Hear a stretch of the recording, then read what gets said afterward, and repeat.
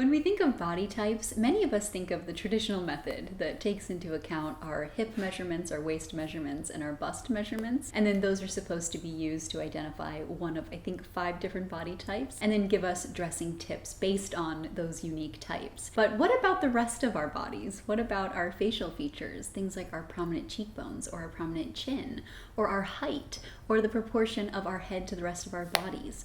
All of these things all come together to make us uniquely us. And the traditional body typing methods can be a little limiting. So I recently came across something called the Kibbe method, and I think it's so fascinating. So I want to share it with you in today's video. I'm going to go over what it is, how you can use it to identify what you are in this method, and then how that can be helpful for getting dressed and maybe identifying things that you like and things that you don't like about your wardrobe. So let's get started.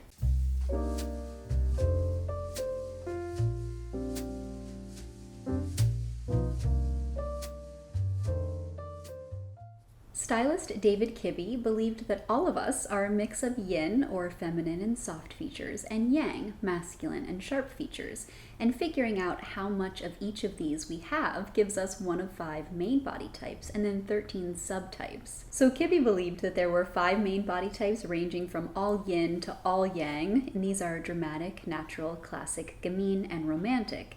And then these 5 types can flow slightly into one type before it and then immediately after it, and that gives us 13 subtypes. So those 13 are dramatic, soft dramatic, flamboyant natural, natural, soft natural, dramatic classic, classic, soft classic, flamboyant gamine, gamine, soft gamine, theatrical romantic, and romantic.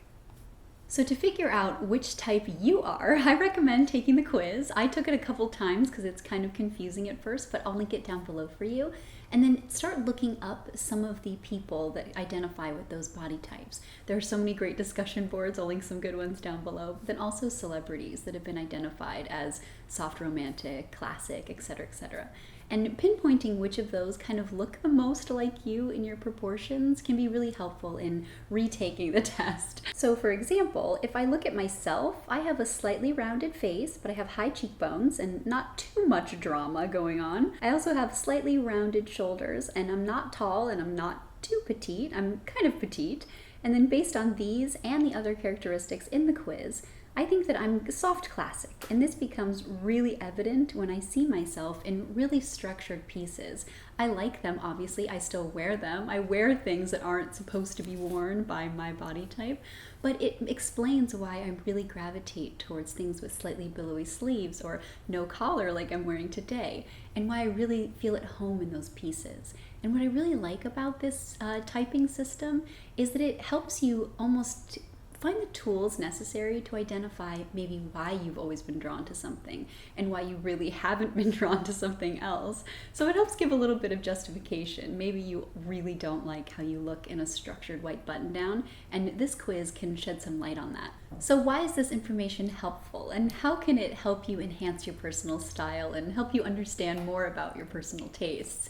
Well, like anything designed to standardize our bodies and kind of fit us into boxes, it definitely has limitations and it's not perfect, and I don't think that it should be used to validate what you should and should not wear. This is not supposed to give you a set of rules that you have to live by. I completely disagree with that mentality. I think you should always wear what you want when you want, and always try to find pieces that make you feel amazing and then wear those, even if you're the only person that likes them. But I do think that a tool like this can be helpful in identifying similarities between pieces that you already love and pieces that you don't. So I know personally when I took the test a couple times, because I had to work through it a few times to really try to pinpoint what was correct and what wasn't, I started to realize that most of the pieces that I've been drawn to over the years are all very similar to what's recommended for my personal body type.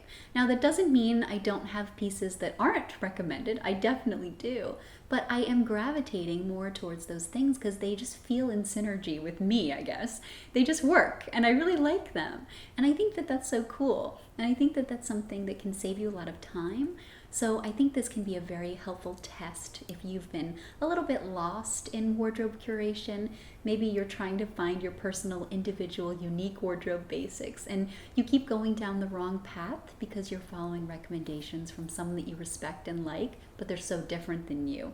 This can be helpful. I also love that this system seems to celebrate what makes us unique and our own individual body types, rather than giving us tools to camouflage things about us in order to make us all look like one body type.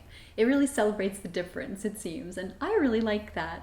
I think that's what makes personal style so fun, that we're all so different, and we should always bring that uniqueness to the table when getting dressed, because that's what personal style should be, in my opinion. It should be a way to express yourself and really allow you to stand out in a way that's just perfectly you. So ignore what everyone else tells you to wear and what looks good on you, what doesn't look good on you, and instead find pieces that make you feel great. And that comes with a whole set of tools that are at our disposal. And I think this one, when used correctly, can do that for you. If you'd like to see more videos like this, featuring my top tips for doing more with less, I would love to have you subscribe. Thank you so much for watching, and I'll see you in my next one. Have a great day.